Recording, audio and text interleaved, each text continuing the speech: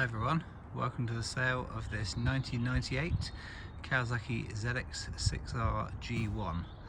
This has covered just 8,000 miles. I often get asked by people, collectible bikes, you know, 90s bikes, obviously we all know that's sort of a bit of a given at the moment, they're sort of all going crazy, but the unsung heroes seem to be the 600s, and actually I come from that age group where 600s was what it was all about. You know, this bike, when this came out in 98, obviously it had the F1 to F3 models running through from 95 to 97, and then 98, boom, they sort of brought this out, and it was an absolute, or still is, I mean, it's an amazing 600. You think it's 23 years old now, 8,000 miles on it, it's done absolutely nothing.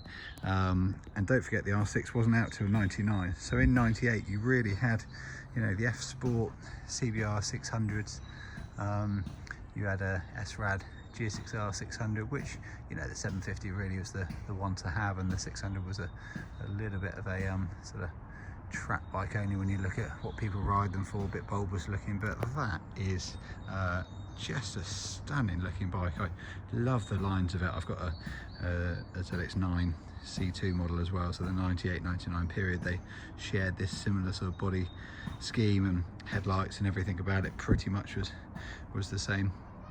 And this was the one. This is a bit like the red and white R1. It's the one that at the time no one bought. Everyone wanted a green one.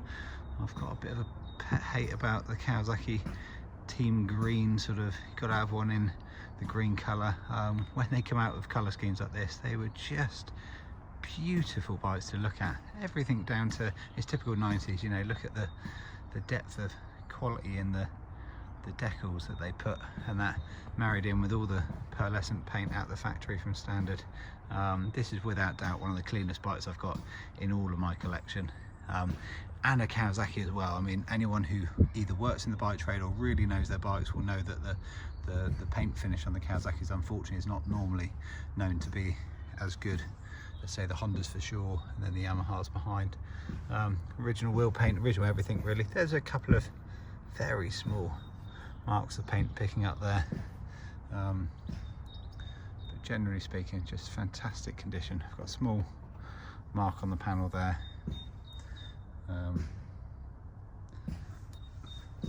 all untouched around by the engine. A couple of small little areas like that, I mean, you could take them off and replace them. I've just kept it absolutely original. I love a bike that's untouched. The frame beams are beautiful on it, the tank on it is absolutely superb condition. All up round by the cockpit area. Just double check the mileage. I think it's 8255. Original can is literally untouched. I'd say it's beautiful condition. Again, around the swinging arm, we don't normally get them like this. Rear shock paint has gone. They were terrible for it. I mean, even at 8,000 mile one, so the shock's lovely condition, but the paint on the spring's gone. You can get them powder coated for sort of 40, 45 quid. I've got a contact if you need that. Got some new tyres on this. I actually bought this off of another bike shop. I loved it so much. He had it up for sale and I paid him retail money for it. And just bought it literally off of the pictures. It was just such a nice thing to have, and I really think, you know, they're rising really rapidly at the moment in value, and they are set to go galactic. I think the 600s, you know, if you had your way, you'd have a 99 R6, you'd have this, you'd have a nice CBR 600, probably steel frame, something like that in your collection. Yeah, just a beautiful bike, and the styling is just so good on it. I actually think as well, you know, when you take a step back and look at that, it's 23-year-old model. You're talking nearly quarter of a century. I mean, 600s just have not come on that much at all. When you look at the power, yes, they got a bit more on them. They got electronics and stuff, but you're paying what, 11 grand now for R6s and things like that. They're not comfortable to ride. This you could go off and tour around Europe if you wanted to. You can 2-up tour on it. And they're still very, very competitive as a bike. As far up for you.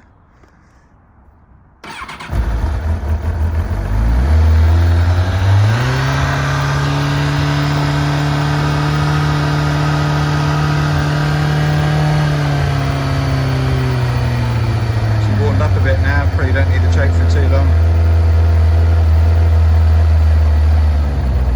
It runs absolutely beautifully, this. Literally like a Swiss watch.